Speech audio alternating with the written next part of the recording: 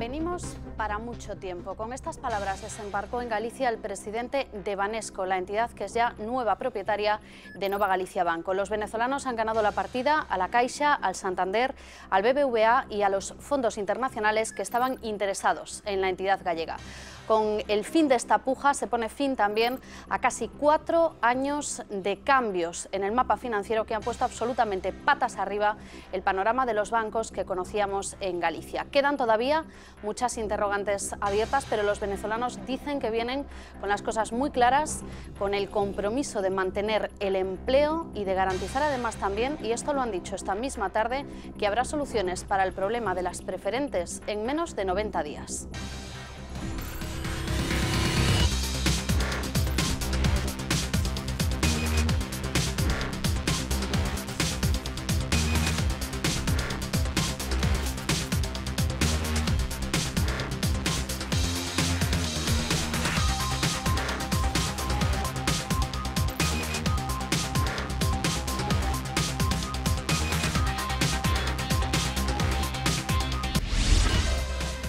Habrá nueva sede, Betanzos, nueva dirección, Javier Echeverría y Francisco Botas, y probablemente nuevo nombre.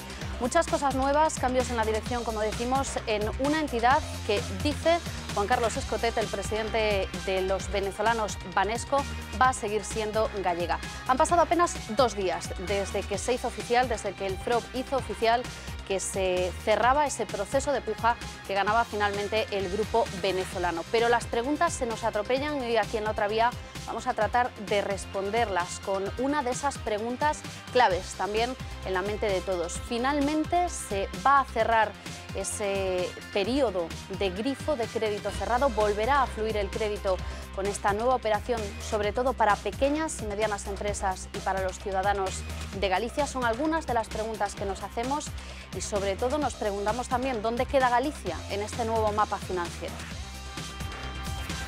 Sus principales rivales, la Caixa, BBVA, Santander y el fondo de inversión Guggenheim, se han quedado fuera. Ninguno daba más de 700 millones y pidiendo ayudas públicas europeas a cambio. El FROB lo tuvo claro en la primera vuelta, le dio el sí, generando todo un torbellino. A mellor oferta para os contribuintes, é dicir, para os ciudadanos, é a mellor oferta para España e a mellor oferta para Galicia. A última hora del miércoles, Feijóo confirmó el anuncio, un logro según el presidente de la Xunta y también según los actuales dueños de NCG. Das ofertas vinculantes presentadas era mellor para Nova Galicia. O proxecto terá que levado adiante o noso novo propietario e serán eles os que teñan que decir como van a descubrir as cosas. Non somos optimistas. Los pros son para ellos claros. Banesco paga al FROB más que sus competidores, promete mantener la plantilla de unos 4.400 empleados, así como el centro de gestión en Galicia. Además, calcula un aumento del crédito para empresas y familias en 9.000 millones. Igual que sea venezolana como que sea austríaca, porque o caso é que non é galega. Los contras, que aunque seguirá siendo un banco independiente con sello propio, ahora pasará a manos del grupo con sede en Caracas. Xa non se pode soster que sexa galega a nova entidade. Hoxe é un día triste para Galiza porque Madrid decidiu que perdamos o control do noso sistema financiero. É unha traición absoluta e total. Eso debería ser motivo de dimisión dun goberno inteiro. Con esos 1.000 millones, Banesco se hace con el 88% de la entidad, cuyo rescate dejó una factura de 9.000 millones. Los pagará en 2 plazos, unos 400 en efectivo y el resto en un plazo de 5 años. No queremos que no quede un ápice de duda, una mínima duda de que esto es gallego y seguirá siendo gallego por muchos años. En nuestros compromisos que asumimos frente al FROB decíamos que son compromisos de nunca menos de 20 años.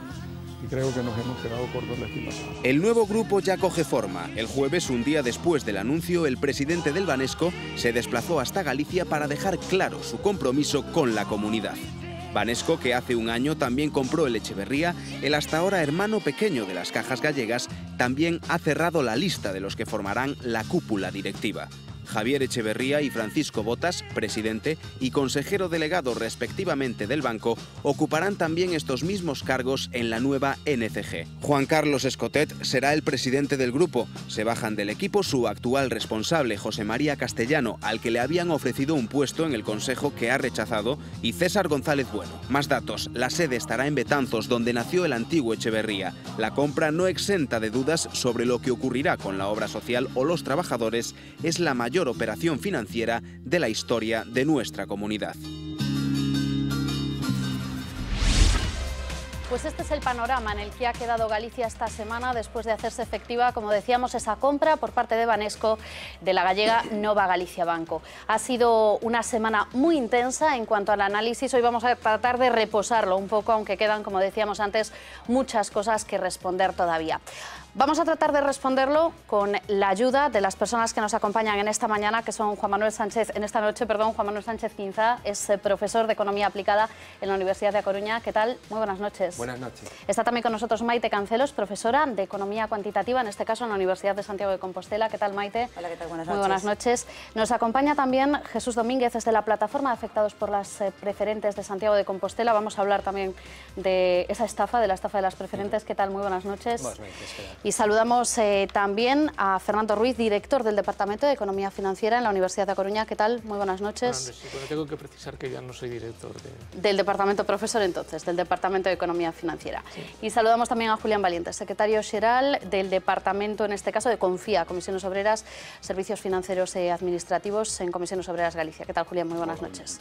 La primera pregunta que nos hacemos es la que yo creo que prácticamente se ha hecho pues cualquiera, desde los trabajadores del banco a cualquier cliente, cualquiera de los gallegos. ¿Qué significa que Banesco, que este grupo venezolano se haya hecho con la entidad gallega? Y empiezo contigo, Juan Manuel. Bueno, yo creo que dentro de las posibilidades que había, es decir, descartado un banco público, porque el rescate prohibía taxativamente eso por parte de la Troika, ya que lo único que permitía era una privatización hasta el 2017, esa es la disyuntiva que podríamos ver, si se había podido prorrogar un poquito más el tiempo para que Nova Galicia Banco hubiera tenido un poco más de tiempo y coger más valor, y en otro sentido también si no se iba a tener que liquidar, que proceder a la liquidación. Entonces, desde mi punto de vista, ha sido la opción menos mala. Ha sido la opción menos mala porque los fondos de inversión siempre buscan una rentabilidad muy a corto plazo. Yo creo que la gran banca española iba a destruir mucho empleo, mucho más. Y luego, una característica que yo creo que se resalta muy poquito de Banesco Banco Echevarría, es que es un banco comercial tradicional de toda la vida. Esa es la diferencia con la banca que generó la crisis en el mundo, a nivel mundial y en España, que fue la banca de inversiones. Esta es una banca muy primaria de toda la vida que se dedica a lo que siempre se han dedicado, a pedir dinero prestado a los depositantes y prestárselo a las pymes, y ahí se ven los resultados. Por ejemplo, el índice de morosidad es del 2,7% en Banesco. Inclusive el Banco Echevarría anda en torno a esos parámetros. Eso es un indicador muy claro. Ahora mismo acaba de salir la noticia de que en España la media de morosidad es del 13%, ¿no? Es decir, que estamos muy por debajo. Yo creo que se han salvado los muebles dentro de una hecatombe total que ha provocado esta crisis, que nos ha puesto, como decías tú muy bien, patas arriba, toda la economía productiva, la economía real, la economía financiera. Pues yo creo que se han salvado algunos muebles de valor, de caoba que teníamos ahí, pues los hemos podido salvar, ¿no? Luego iremos casi mueble por mueble. Maite estaba sintiendo con la cabeza, me imagino que estás de acuerdo con el análisis. Yo iría un poquito más allá, porque ya en estos momentos yo ya no la vi con la solución menos mala, sino yo incluso vi como una solución buena, ya de por sí. O sea, a lo mejor hace un par de meses, cuando empezaban a salir los primeros nombres, ¿no?, de los posibles que podían pujar, ahí buscábamos quizás lo menos malo, pues evidentemente un banco nacional, lo que habría sido pues una destrucción, un ERE muy grande, por solapamiento de oficinas. Y en cambio ahora, cuando entró Banesco en juego ya, y empezando a ver incluso lo que es el propio banco, eso banca tradicional, y cuando se ve también incluso el interés del propio, del presidente de la entidad, uno empieza a coger como más ánimo, diciendo, bueno, puede ser una solución muy buena y que puede, además puede ser de largo plazo, y que luego por encima pues, se va confirmando un poco con todas las declaraciones que está viendo. Pero yo las primeras impresiones son buenas. Bueno, y a mí me gustaría preguntar también, porque luego preguntaremos a los representantes de los trabajadores, pero claro, aquí hay miles de familias que están preocupadas por qué es lo que va a pasar con las preferentes, y en este sentido lo hemos escuchado esta misma tarde en Vigo, lo ha dicho Juan Carlos Escotete, el presidente de Banesco. Su objetivo es en 90 días, en menos de 90 días, dar una solución. Dice que es uno de los principales problemas que él ha visto en esta crisis, las preferentes. Pois sí, polo menos en tempo en afectados, pero promesas estamos fartos delas. A solución iba a ser permutas por depósitos a prazo fixo, logo a arbitraxe iba a solucionar, se pecha, se abre, se pecha, se abre, resolve unha cuarta parte, logo o Fondo de Garantía de Inversións, resolve outra parte, e queda en este momento máis de 500 millóns de euros expoliados aos aforros de decenas de miles de galegos, de 40.000 familias, e non sei, o FROB, por outro lado, decía de que iban a asumir os gastos derivados destas sentencias, o sea que ao mellor nos van a pagar os dous ao mesmo tempo, e igual salimos encantados da vida, pero en calqueira caso promesas e nada máis, veremos o que dá de sí. Bueno, iremos viendo tamén, efectivamente, como se vai concretando todo isto, pero con estas primeras declaracións, co primeiro que se está dicindo, Fernando, ti como ves? Bueno, yo primero querría decir que habría que reconocer la labor desarrollada en estos 2 años por todos los empleados de Nova Galicia Banco, desde la cúpula hasta el último trabajador, hasta los que ya no están incluso, por los ERE, porque han, digamos, tenemos que pensar que hemos pasado de una valoración negativa de patrimonio neto que tenía cuando entró el FROB a un valor de mercado fijado en una subasta de 1.000 millones de euros. Y esto no es fácil, no es fácil de conseguir en tan poco espacio de tiempo. Difícilmente se hubiera podido hacer más con los mimbres con los que se contaban, ¿no? Dicho esto, todas las declaraciones que veíamos incluso como cabecera del programa de diferentes agentes, representantes políticos, del mundo empresarial, etcétera, a veces los mensajes yo creo que están hablando de momentos diferentes, ¿no? De momentos distintos, de cuestiones que atañen un poco al pasado, de dónde veníamos, del origen de la crisis, de que esto eran 2 cajas de ahorros, que eran eso de las cajas de ahorros, la banca pública. Parece en el presente que hemos asumido que la única solución es la que nos marca el memorando de entendimiento de Bruselas, de que esto tiene que ser una banca privada, y eso lo hemos asumido todos en el presente. Y, por otro lado, también hay otro plano, otro espacio del que hablar, que es el futuro, ¿no? Las posibles incertidumbres que puedan subsistir una vez resuelta la subasta, que, como decimos, efectivamente el presente es que Banesco, un banco venezolano, ha adquirido Nova Galicia Banco. Bueno, iremos viendo, por lo tanto, iremos tratando de desvelar en la medida que podamos esas incógnitas, pero, Julián, decíamos antes que una quizás de las mayores incertidumbres hasta estos momentos, ¿qué va a pasar con el empleo? Que lo hemos escuchado antes, ha dicho el presidente de Banesco, su compromiso es mantenerlo. Decía en una entrevista que hoy publica La Voz de Galicia que le parece tan obvio que ni siquiera lo menciona. Pues haría muy bien mencionarlo, porque realmente la sensación de incertidumbre y de intranquilidad que existía hasta hace un par de días entre toda la plantilla pues era abrumadora. No obstante, yo he visto también otras declaraciones en otro medio de prensa en el que dice que intentará mantener en lo posible. Ya si empezamos a matizar, ya el tema nos gusta poco, pero bueno, vamos a darle un margen de confianza de unas semanas para entablar conversaciones con la dirección, con quien corresponda una palabra, y poder empezar a precisar cuáles son realmente lo que se quiere hacer. No debe olvidar, yo posiblemente quiera resaltar que a lo mejor procedemos de culturas laborales distintas, ¿no? Y que a lo mejor pues no hay una relación fluida, porque nosotros desde luego no hemos tenido absolutamente ningún contacto con Banesco, ni con ninguno de los otros participantes en la subasta, con lo cual desconocemos qué tipo de proyectos traían, ni por qué este es mejor que otros proyectos, evidentemente por el precio, pero en cuestión del empleo, de superposición de redes, desconocemos absolutamente todos los detalles. Se supone, se dice, pero cada uno tiene en esto su opinión.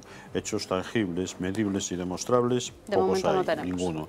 Entonces, tenemos la obligación, como representantes legales de la plantilla, de sentarnos en una mesa con quien la dirección designe y empezar a hablar todas estas cuestiones de empleo y de qué es lo que va a pasar ahora con el banco. En principio, a nosotros nos produce satisfacción y valoramos positivamente todo lo que se está hablando, todos los compromisos que de entrada se asumen. Compromiso con el empleo, compromiso con la red de oficinas, compromiso con la no exclusión financiera de personas y de territorios, compromiso con la obra social, muchos compromisos en un breve espacio de tiempo que se quieren cumplir. Y nosotros vamos a estar ahí para ayudar a cumplirlos, evidentemente, como corresponde a los trabajadores del sector, pero también para pedir que se cumplan. Estaremos, en todo caso, no vigilantes, porque no nos corresponde, pero sí atentos a que los compromisos que se adquieren pues, se tengan en cuenta. Bueno, Fernando decía que hay que estar atentos también, en este caso, a lo que ha pasado hasta el momento, a cómo hemos llegado hasta aquí y también de quién estamos hablando. Así que vamos a buscar datos sobre lo que es Nova Galicia Banco, también sobre lo que es Banesco, y nos los va a traer Mila Méndez. ¿Qué tal, Mila? Muy buenas noches. Muy buenas noches. Lo cierto, Antía, es que la compra efectuada esta semana por Banesco os marca un punto y aparte en el mapa financiero gallego. Pero ¿por qué le interesaba tanto a la entidad venezolana adquirir un banco que, como sabemos, había sido nacionalizado y rescatado por el Estado por un valor de 9.000 millones de euros? La respuesta la encontramos en este gráfico que vamos a ver ahora. Con esta adquisición, Banesco triplica su patrimonio. Vemos, por ejemplo, que el de la entidad gallega supera en casi 1.000 millones al de la entidad nacida en Caracas. Los activos, los depósitos o la cartera de créditos concedidos son también mayores en el caso de la entidad gallega. La situación cambia mucho, sin embargo, si prestamos atención a partidas como las de los beneficios. Los de Banesco superan los 1.000 millones, los de NCG apenas llegan a los 90. Más datos, NCG va a aportar 2 millones de clientes a los 7 que tiene en la actualidad. Banesco suma 600 oficinas más y casi 4.000 empleos solo en nuestra comunidad, que de momento Banesco promete mantener. Lo cierto es que NCG sigue siendo la principal entidad en la que confían los gallegos a la hora de depositar sus ahorros. Un 40% los tienen aquí.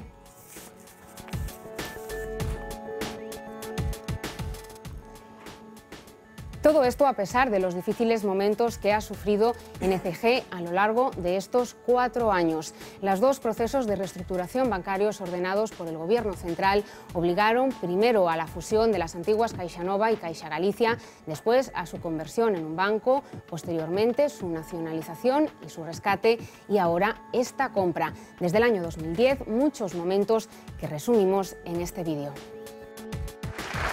Fue la historia de una unión que ponía el punto final a meses de negociaciones, de tiranteces locales entre el sur y el norte y, sobre todo, a la ola de fusiones, compras y absorciones impuestas por el plan de reestructuración bancaria del Gobierno central y, a su vez, de Bruselas. Que Galicia dispoña dunha caixa de aforros propia. Deixarei nos arquivos da Xunta de Galicia esta pluma. Esta pluma feita de forma explícita para asinar a fusión das caixas. Caixa Galicia y CaixaNova se unieron bajo el nombre de Nova Caixa Galicia el 1 de diciembre del 2010. Converter en meses en unión equilibrada e paritaria o que durante décadas e décadas e décadas foi competencia. Ha nacido, yo creo que ha nacido una estrella, ¿no? Ha nacido una estrella que la tenemos que cuidar entre todos. La operación fue supervisada por la Xunta siguiendo una polémica auditoría privada que llegó hasta el Parlamento para su investigación. Pero sobre todo, lejos de calmar las aguas, la fusión fue el inicio de una etapa todavía más intensa. Tan solo un año más tarde, en el 2011, las imposiciones de Madrid obligaron a convertir la Caja en banco. Nacía entonces Nova Galicia Banco, nueva marca comercial, nueva rotulación y nuevos eslóganes. Un nuevo banco con los clientes de toda la vida. Y nuevo equipo directivo. La Caja y sus exdirectivos, ahora investigados por sus indemnizaciones millonarias, quedaron en un segundo plano. Al frente de la gestión se situó José María Castellano, el que durante 2 décadas puso los mimbres de otro imperio galaico, Inditex, acompañado de César González Bueno, hasta entonces responsable de ING en Europa. Ahora empieza hoy una nueva etapa. Pero los cambios no quedaron ahí. En octubre de ese mismo año, los problemas de capital llevaron al FROB a intervenir. El Estado nacionalizó NCG adquiriendo hasta un 90% del total. El rescate con ayudas europeas ascendió a 9.000 millones de euros. Unos meses más tarde, sus responsables protagonizaron la primera campaña en la que unos banqueros pedían públicamente perdón por sus errores. En la obligación de pedir esas disculpas por unas cosas que es público que no se hicieron todo lo bien que se podían haber hecho. Los dos más importantes, caer en la burbuja inmobiliaria y la estafa de las preferentes. Por favor, os aforro, Louzán. Por favor, os aforro, Louzán. Que é un traballo do meu marido que está enterrado. Desesperante. A mí isto encolle o corazón. Se calcula que los afectados podrían superar los 70.000. A finales del 2012, el FROB intentó sin éxito vender NCG. No encontró inversores interesados. Se tuvo que conformar con colocar su división EvoBanco, la marca que utilizaba fuera de Galicia, al fondo Apolo. Ahora, 3 años después, el banco nacido de la fusión de las cajas tiene nuevo dueño. ¿Y quién es ese nuevo dueño? Que es el propietario, al menos de los ahorros de 4 de cada 10 gallegos. La respuesta tenemos que buscarla en otro continente, concretamente en un país, en Venezuela, y en un banquero que hace 21 años puso los cimientos de la entidad, que ahora se ha hecho con NCG Banco. Banesco es el mayor grupo bancario de Venezuela, con 14.000 empleados y unas ganancias previstas este año que superan los 1.500 millones de euros. Sus redes se extienden también por otros 4 países de América Latina y alcanzan Estados Unidos. Ahora ha puesto sus ojos en Galicia. Desembarcó en nuestra comunidad haciéndose con el control del Echeverría, el más antiguo de los bancos españoles. Lo hizo precisamente adquiriendo a NCG su participación en la entidad, pasando así a controlar el 85% del capital. No fue el único negocio cerrado con las antiguas cajas. Dentro de sus planes de expansión, el Echeverría adquirió a Nova Galicia Banco 57 oficinas fuera de la comunidad y otras 9 sucursales que operaban a tiempo parcial. Decidido a hacerse con el negocio bancario en la cornisa norte, Banesco entró en la liza por adquirir el Banco Gallego, aunque la operación no fructificó. En un principio descartó la posibilidad de invertir en Nova Galicia. Parecía una operación desmesurada, considerando que el tamaño de la entidad gallega supera al de todo el holding venezolano. Pocos meses han bastado para cambiar esa visión y que el grupo americano apostase fuerte por NCG. El presidente de Banesco, Juan Escotet, hijo de leonés y asturiana y dueño de la tercera mayor fortuna de Venezuela, se mostraba hace pocos días seguro del éxito. No en vano, el banco cuenta ya con abundante sangre gallega. La mayoría de integrantes del Consejo de Administración tiene sus orígenes en Galicia y Asturias. Banesco es ahora ese propietario, nuevo propietario de NCG, tras una subasta que seguramente va a dar mucho que hablar, Antía. Gracias, Mila. Bueno, efectivamente, porque hemos recogido un poco en datos, Juan Manuel, todo lo que ha pasado hasta este momento. Hemos hablado, lo que decía Fernando antes, de cómo hemos llegado hasta aquí y de cómo hemos vivido todo un proceso que desde, luego lo veremos también, repasaremos ese mapa financiero, nos ha traído desde 2 cajas a una única entidad que después se bancarizó y que ahora se convierte en un banco que además vuelve de alguna manera a sus orígenes. Hablábamos de los orígenes gallegos y españoles, del propio Escotet y de parte de esa directiva, pero da un poco la sensación, sobre todo si hablamos de Echeverría, de que hay un banco que vuelve a casa, ¿no? El Banco Echeverría es el banco decano de la banca española, es el banco más antiguo que hay en España.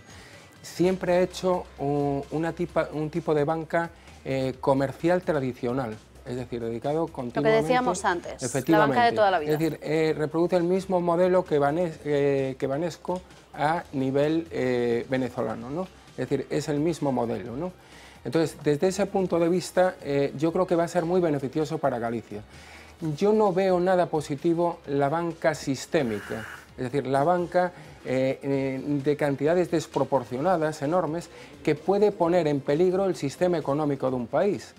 Tenemos el caso de Irlanda, claramente, ¿no? Irlanda tuvo que ser intervenida sencillamente por la quiebra del mayor banco irlandés, ¿no? Y tuvieron que aportar fondos por el 15% del PIB. Entonces, yo creo que hay que ir a una banca media, que también es importante.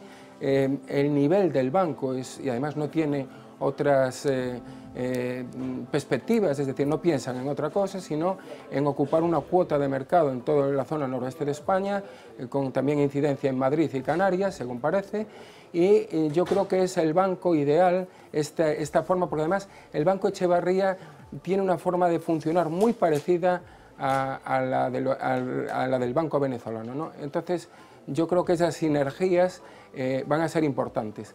Quería hacer una salvedad con respecto a lo que dijo ahora anteriormente Fernando Ruiz en dos temas. Uno, el personal de Nova Galicia.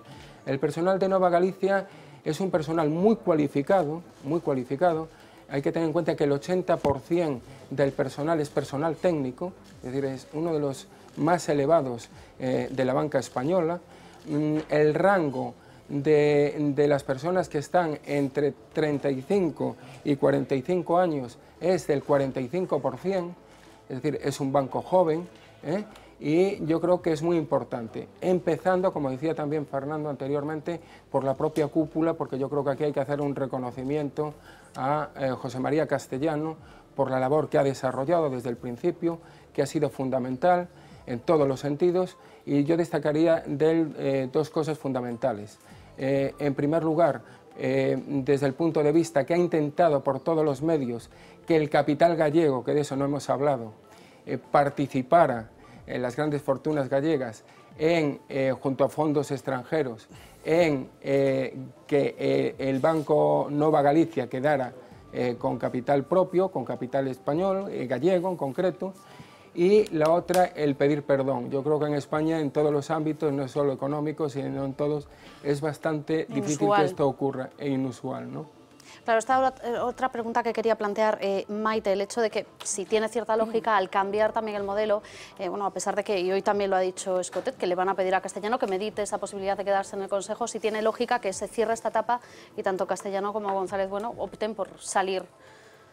Tiene su lógica porque ellos hicieron su trabajo, o sea, ellos tienen esa encomienda, ¿no?, de coger un nuevo banco que está en una situación con números rojos, una situación muy delicada, además con todos los problemas que llevaba, dada todo el tema de las preferentes y demás, y él tenía un trabajo y lo hizo, además lo hizo muy bien. Yo creo que ahí no creo que haya nadie que diga lo contrario en Galicia, o sea, ha hecho un buen trabajo, ha saneado la entidad, ha tranquilizado a los clientes, a los ahorradores. De hecho, la pérdida de cuota de mercado ha sido muy pequeña, ¿no? Con todo, estamos en una cuota de mercado muy buena y ha ido encaminando al banco pues, para ese proceso de final de venta, ¿no? de dejar de ser un banco nacionalizado y a pasar a jugar como los otros bancos en el mercado.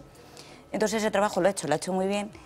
Y yo creo que él mismo dice, va a haber un cambio va a haber nuevos cambios, evidentemente, un nuevo equipo director, un nuevo jefe, digamos, un nuevo presidente, un nuevo accionista mayoritario, y ellos mismos ya pues, se van retirando un poco de la escena. Entraba dentro de lo previsible, yo creo. Sí me gustaría preguntar, de todas formas, decíamos antes que también es inusual, bueno, pues esta petición de perdón que realizaba la nueva dirección de Nova Galicia Banco cuando accedía, y en este sentido sí me gustaría preguntar y preguntarle directamente a un afectado si esa parte de petición de perdón o por lo menos de, digamos, esa búsqueda de soluciones, en la medida en la que haya ido dando más o menos resultado, es suficiente, o por lo menos con lo que estamos viendo que ha pasado en otras entidades, bueno, pues uno dice, la cosa está como está, se ha intentado arreglar de esta manera, ¿vamos a tener que seguir caminando en esta línea o va a haber que buscar otras soluciones con nuevas personas? Bueno, para empezar, Castellanos pide perdón por algo do que non é responsable. El chega, colle a dirección de unha fusión de dúas caixas que iba a ser a panacea para o sistema financiero galego e foi a historia dun fracaso. Parte do problema son as participacións preferentes. Mala comercialización, mala legislación, falta de supervisión e falta de mercado secundario que se supoñía que era donde se intercambiaban eses valores. Unha fixación do prezo desas participacións por cada unha das entidades, e non só Nova Galicia Banco ou as dúas caixas, sino de todo o sistema financiero do ámbito español, ten preferentes no mercado, engañou aos seus clientes porque se fixo co capital como capital básico do banco. A outra parte, obriga subordinada, convertida con data de vencemento, convertida en accións por decreto. Parte do problema non existía e foi o goberno do Estado quen dixo isto equiparámoslo a accións e se lle impide ás caixas de aforros a Nova Galicia Banco que amortice esas cantidades no 2013, no 2014, cando tiñan unha data de vencemento. O sea, que a mitad do problema se xenera políticamente. E todo este problema seguimos nun descoñecemento total do que están, da partida que se está xogando ou que se xogou con Nova Galicia Banco, coas caixas de aforros das que éramos clientes, porque eran caixas de aforros, porque tiñan un tratamento determinado, porque o aforro non se repartían beneficios, porque había unha obra social, porque era unha fórmula casi pública, ou semipública, e deso non queda nada. Moitas promesas, por parte incluso do presidente da Xunta, o veíamos brindando con champán, cos responsables das entidades que nos comercializaron preferentes. E o temos recordado, e todo isto ten unha historia, se legalizan no 2003, se comercializan con emisións durante todos os gobernos do Partido Popular, que sempre está detrás, e donde, a parte de promesas, non hubo solucións. Parece unha partida con cartas marcadas, donde os afectados fomos peóns empregados para aumentar a mala imaxe das caixas, e que parece que agora vamos a ser empregados para mellorar a imaxe deste novo banco, fruto de unha venda de galego. Eu non lle vexo nada a nova entidade. Luego hablaremos también de esa cuestión, pero sí me gustaría preguntar, y lo digo porque Juan Manuel y Maite también hablaban de ese modelo tradicional de banca, la banca de toda la vida o una banca sistémica o que nos trajo hasta este problema, y me gustaría preguntarle a Fernando también si cree que parte de ese problema, del problema de las preferentes, que como decíamos hoy ha dicho Escotet, que le parece uno de los problemas más graves de la crisis, viene también de esa visión diferente o de ese modelo diferente de banca que hemos tenido hasta ahora. Bueno, yo... Porque no me atrevo a decir que no lo vayamos a tener y luego lo veremos a partir de este momento. Yo no creo que las cajas de ahorro fueran bancos de inversión, sino que... Julián discrepa. No, yo digo que no lo eran, pero... Otra cosa es que, digamos, que entraran en un negocio que aunque formalmente no lo era, en esencia sí era especulativo, como era pues digamos, el participar en el negocio de la burbuja inmobiliaria, con crédito directamente a grandes promotores, con cantidades por unidad de crédito muy elevadas en cada operación, etcétera, que por supuesto no tienen nada que ver. Entiendo que cuando Juan Manuel habla de banca tradicional se está refiriendo a la concesión de hipotecas a economías domésticas, ¿no? y no a digamos, a directamente crédito promotor, ¿no? Si es así, estoy de acuerdo, pero digamos que no veo la directa relación entre el concepto de banca tradicional y lo que estoy diciendo. Es decir, se puede hacer banca tradicional y aún así entrar en una burbuja especulativa como se entró aquí, ¿no? Es decir, desde mi punto de vista las cajas hacían banca tradicional. Otra cosa es cómo la hacían, ¿no? Y en cuanto al tema de las preferentes, pues ya es otra cuestión. Es decir, el tema de las preferentes en las cajas, y estamos hablando un poco del pasado, ¿no? Surge porque la crisis financiera que se inicia en septiembre de 2007 se piensa que se puede resolver pues, con más capital como un problema de liquidez y no de solvencia de las entidades financieras españolas en general. El problema de las cajas de ahorro es que no tienen una posibilidad de captar capital al no ser sociedades anónimas, no pueden emitir acciones, no pueden hacer ampliaciones de capital. Entonces, la otra vía que tienen, y en esto las dos cajas gallegas precisamente eran débiles en el sentido de que tenían muy poco capital, la otra vía que tienen para seguir sobreviviendo como cajas es emitir otro tipo de instrumentos, como son las participaciones preferentes, que computaban en ese momento como fondos propios. Entonces, digamos que se lanzan a buscar esa fuente de financiación, pero de una forma que, digamos, como una especie de huida hacia adelante, porque unos productos que en principio debieran ser comercializados en mercados institucionales a grandes inversores, acaban siendo colocados a pequeños ahorradores. Digamos un poco, quizá por la negación de los gestores de que la realidad de estas entidades les abocaba a una situación de no poder continuar.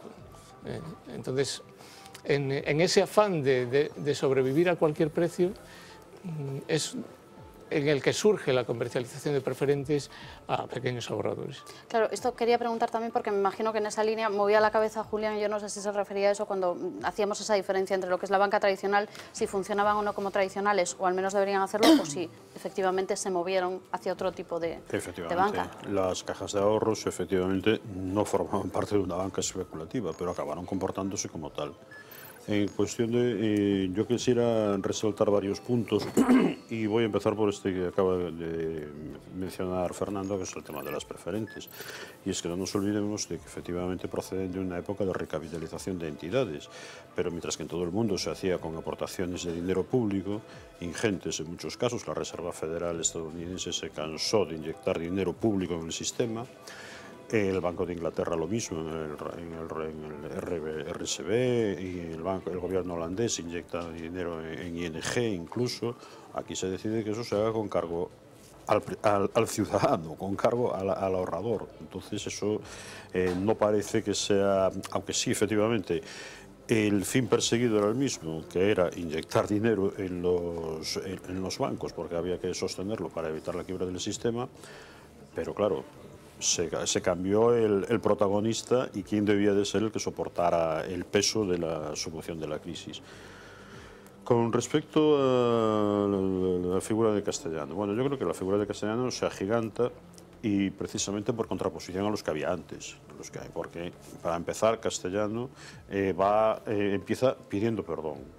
Y es una situación de la que no es responsable, se encuentra con este desaguisado, con este tema encima de la mesa, y lo primero que se le ocurre es, acertadamente a mi modo de ver, es reconocer que hay un problema y que va a intentar todo lo posible por solucionarlo.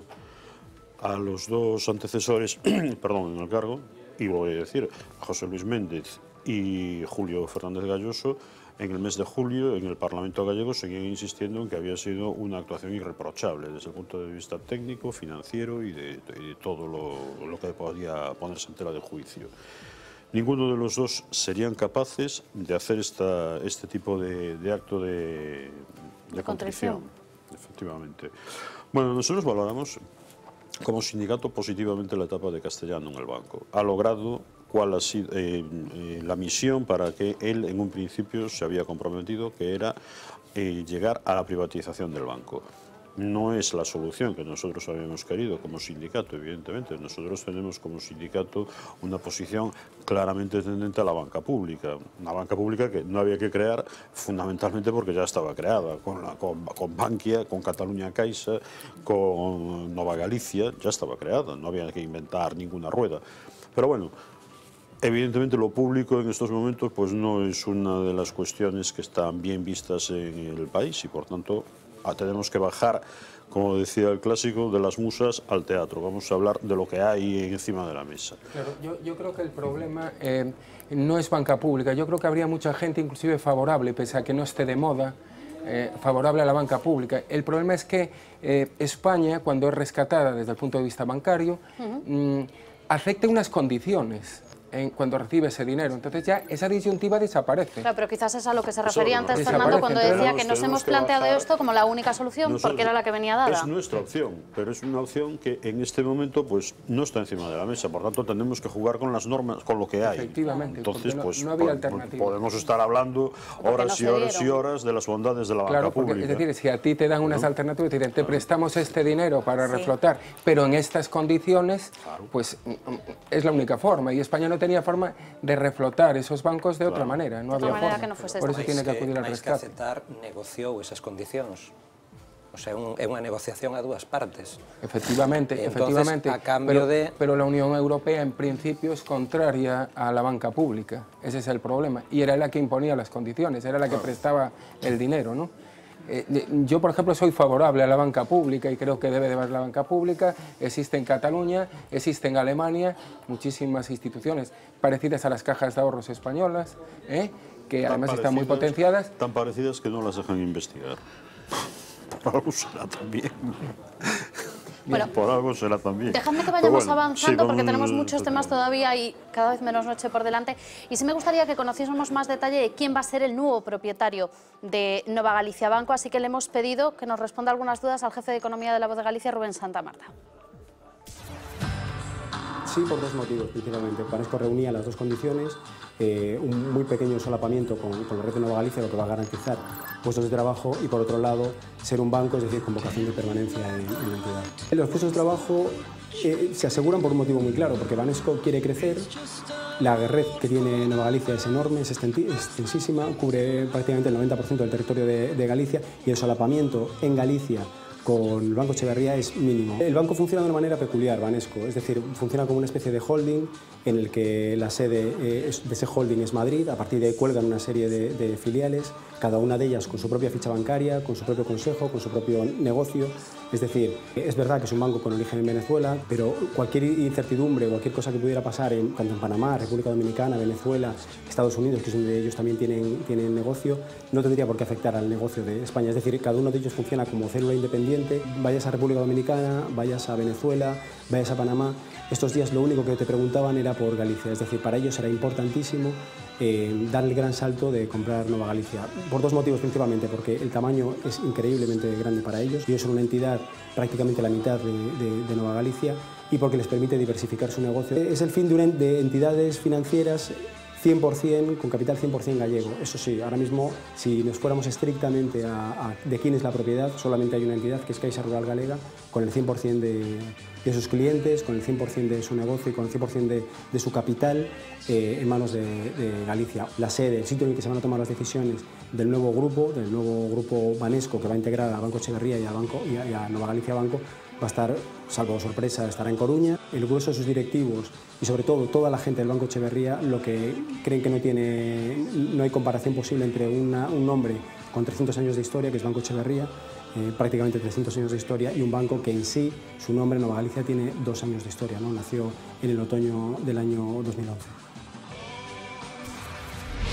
Rubén nos hablaba de nombres, nos hablaba también de la visión que se tenía de Galicia en algunos de los países en los que también trabaja Banesco, pero sí me gustaría preguntar, y siguiendo con una de las cuestiones claves, luego hablaremos de nombres, de sedes, de El Echeverría, lo que significa también, por cierto, hablaremos de ese banco que queda con capital exclusivamente gallego, estaremos con ellos también, pero sí me gustaría preguntar por este tema del empleo, volver a insistir un poco en el tema del mantenimiento del empleo, porque decíamos que Escotet había dicho literalmente que era tan obvio lo de garantizar el empleo que ni lo mencionaba. Hoy ha vuelto a hablar, y vamos a escucharlo aquí en Galicia, Juan Carlos Escotet, de la cuestión del empleo. Esto es lo que ha dicho.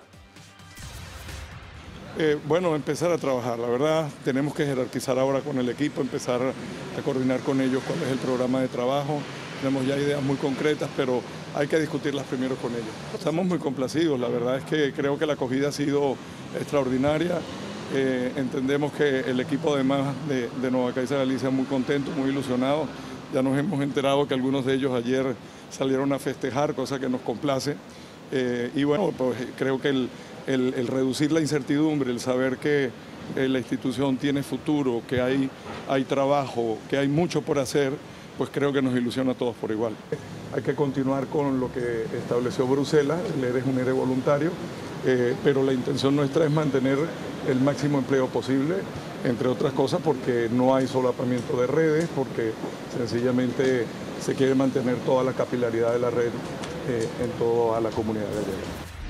A ver, Julián, yo no sé si esto responde a la primera pregunta que tú planteabas, a la idea de si había o no había ese solapamiento y si eso podría afectar o no al empleo. Lo que ha dicho Escotet es que van a seguir en la misma línea, el expediente de regulación de empleo que ya se está aplicando y a partir de ahí mantener el máximo empleo posible. Sí, pero ha dicho también, porque hay que verlo todo en su conjunto, que de entrada tienen pensado sentarse a hablar con nosotros, con los representantes legales de la plantilla, cosa que celebramos porque evidentemente era lo que nosotros demandábamos, y que ellos traen ya una serie de condiciones que nos quieren trasladar para ver cómo se pueden implantar y eso. Nosotros, evidentemente, somos defensores del empleo, pero nosotros defendemos un empleo de calidad, no defendemos un empleo a cualquier precio, ¿eh? O sea, estamos dispuestos, que duda cabe, porque además lo tenemos acordado así, en todos nuestros plenarios de acción sindical, en todo lo que estamos dispuestos a... cuáles son las medidas de flexibilidad internas que estamos dispuestos a adoptar. No veríamos con buenos ojos que la rentabilidad de la operación se hiciera con cargo a la partida de gastos de personal. Entonces, a ver, la banca no es un ejercicio que se pueda decir que se hace vocacionalmente, como puede ser la enseñanza, como puede ser la medicina, como puede ser incluso un sacerdocio. En la banca, puro y duramente, se trabaja por dinero, y se trabaja por dinero y por unas condiciones de trabajo. Entonces, pues pensamos que esas condiciones de trabajo se deben intentar modificar lo menos posible, ya que están teniendo, como bien ha reseñado Juan Manuel, una plantilla, un sector profesional magníficamente preparado, con una media de edad joven y que ha sido el que ha llevado de alguna manera la entidad a donde está ahora, después de donde la ha cogido. O sea, eso hay que ponerlo en valor también. Tiene una plantilla magníficamente preparada y todo eso es un valor. Bueno, a veces resulta difícil hablar con las plantillas, pero esta semana hemos conseguido que algunos de los trabajadores nos explicasen un poco no solo cómo han vivido esta decisión final, esta venta final a Banesco, sino también cómo han vivido estos casi 4 años de los que enseguida hablaremos. ¿Cómo han vivido los trabajadores? Bueno, pues estos son los que nos han contado algunos de ellos. O sea, simplemente, bueno, pues lo importante es que estamos como un poquito más tranquilos, ¿no? Después de tanto tiempo revuelto, pero tampoco podemos decir nada, la verdad, o sea, nos ha cogido un poquito de sorpresa, o sea, que tampoco... Pero bueno, la cosa es continuar, que eso es lo importante. O sea, tranquilidad, y es que llevamos 3 años con cambios constantes, entonces tampoco... Tranquilidad, yo creo que ya estamos tan acostumbrados a esta rutina que bueno, pues es el día a día, al final es seguir el día a día. Lo conocíamos, pero bueno, de lo que sale en prensa, desde que están pues eso, con el proceso, a ver si que es verdad que ya llevábamos trabajando con ellos, tienen el Banco Etxeberria, hemos tenido venta de oficinas, entonces bueno, sí, pero reciente de este año, realmente. Alegría contenida, alegría en principio, pero contenida. Bueno, todavía tenemos que seguir luchando y trabajando mucho y bueno, que seguir adelante con todo esto. Cierto optimismo, sí. ¿Ha sido...? Sí, un parto difícil, ha sido muy complicado. O sea, nos hemos pasado muy mal mucho tiempo y bueno, hemos seguido trabajando, pero en circunstancias muy difíciles, muy complicadas y bueno, creo que bueno, se ha valorado y seguiremos así, si Dios quiere. Bueno, sí. Lo decía esta trabajadora, lo hemos pasado mal durante mucho tiempo. Esto con respecto al empleo, pero hay otra promesa, Maite, que se hace también, que es la de abrir el crédito, que es quizás la otra gran pregunta. ¿Qué va a pasar con ese crédito? Llevamos con el grifo cerrado años y pequeñas y medianas empresas, pero también ciudadanos necesitan de una vez que empiece a fluir. Hombre, fue una de las primeras frases de los tuits, yo creo incluso, ¿no? De vamos a empezar a abrir el crédito. ¿Qué ocurre? Yo no sé, pero me imagino que habrá esa apertura, pero de una forma controlada. Lo que tampoco podemos esperar es que volver a lo que pasó hace años. Se va a ir normalizando la situación con respecto al crédito, eso sí. O sea, que llegue más crédito en condiciones de que la gente pues, pueda responder a ese crédito y no elevar los riesgos de morosidad. Son los extremos en los que pasamos este país. O sea, siempre pasamos del blanco al negro o del negro al blanco. Nunca tenemos un término al medio de decir... Nos cuesta llegar a ese punto medio. Yo creo que ahora iremos a ese punto medio de que llegue ese dinero, pero en unas condiciones adecuadas, más razonables, claro, más razonables. Fernando, no sé si estás de acuerdo con esto último. en que se va a normalizar de alguna manera la situación. Sí, hombre, todavía está pendiente el cumplimiento de una parte del llamado term sheet, de las condiciones que establece Bruselas para la continuidad de lo que hasta hoy es Nova Galicia Banco, pero bueno, que es un ajuste que está muy avanzado, que por tanto el impacto que quedaría no sería significativo. Hay otra cuestión que deriva indirectamente de que haya sido Banesco y no una entidad financiera nacional la adquirente, y es el que no se haya, digamos, incrementado la concentración bancaria en España y que por lo tanto los clientes tanto de activo como de pasivo, pues de Galicia en su conjunto, pues sigan teniendo las mismas opciones que tenían antes de la subasta, ¿no? Claro, porque estos... Sí, Julián, voy contigo primero y luego lanzo otra pregunta. Pero es que sobre la demanda de crédito, efectivamente demanda de crédito existe, pero poca demanda de crédito solvente. Eso también hay que tenerlo en cuenta. Tampoco es que la oferta sea en este momento como era anteriormente, pero también hay que precisar que el crédito solvente se pide poco. Ha ido mejorando, de todas formas, yo había leído algún dato de mejora. Se va abriendo mes a mes, se va abriendo, pero claro. no es desde luego los niveles que se había anteriormente. Si nos fijamos en lo que ha hecho el Banco Echevarría hasta ahora y miramos los porcentajes de ingresos, vemos que los títulos de renta fija, que la mayor parte de las entidades rondan el 40, el 50% ahora mismo, es decir, están invirtiendo en deuda pública, ¿no? Sí. Y en títulos fijos, en el Banco Echevarría es mucho más bajo. Es decir, por la banca tradicional, porque es un banco tradicional, ahí también voy. Lo otro es inversión, claro. Efectivamente. Se está invirtiendo en lugar de canalizarlo al crédito. Y en el Banco Echevarría son mucho más elevados los ingresos que se reciben por intereses de créditos a clientes. Entonces, esto es sintomático, igual que el ratio, también marca el ratio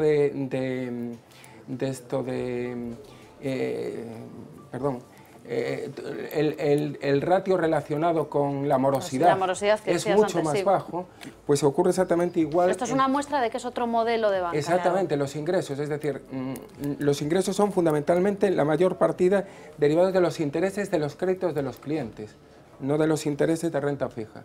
A ver, Fernando quería decir algo también. Quería decir una cosa que tiene que ver con esto, y es que vamos a ver, en cierto modo, la apuesta de Banesco por Nova Galicia Banco lo que es una apuesta por Galicia, porque tiene todo su negocio concentrado en la comunidad. Y es en realidad, digamos, la prosperidad económica, la capacidad que pueda tener Galicia para crecer, para prosperar económicamente, la que le dará a Nova Galicia Banco, al Banco Echevarría, a la unión que salga de los dos, lo que le dará, digamos, viabilidad. No es que el banco, digamos, tienen que ir de la mano las dos cosas. Pero es un poco, tal y como lo estás explicando, entiendo que es un poco como una pescadilla esto también. Es decir, necesitan lo uno de lo otro, se tendrán que retroalimentar, ¿no?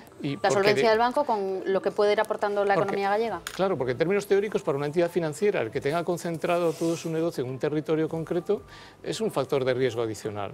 Se está, digamos, casando con ese territorio, ¿no? Y ahí es donde digo yo que hay las incertidumbres en cuanto al futuro, en cuanto a si lo que se ha pagado se va a recuperar o no, en cómo va a salir la inversión, pues está efectivamente ligada a la prosperidad económica de Galicia. Tenemos que hacer un pequeño alto porque nos estamos pasando de tiempo. Hablaremos de esos 8.000 millones de euros que se nos quedan ahí después de los 9.000 que se invirtieron, que se inyectaron en Nova Galicia Banco. Como decimos, se han pagado 3 millones, algo más de 1.000 millones. Vamos a ver qué es lo que pasa con esos 8.000 que quedan. Hablaremos de otros trabajadores, los de la obra social, que a veces se nos olvida un poco que se ha quedado también esa otra parte, la parte de la Fundación Nova Caixa Galicia y la obra social. Hablaremos también, por cierto, de nombres, del Echevarría, que es el Banco Echevarría, y que es Betanzos, y qué pinta en toda esta historia, porque también va a ser importante, y seguiremos hablando de toda esta vuelta en el mapa financiero aquí en Galicia, pero también en España. Hacemos una pequeña pausa y volvemos enseguida.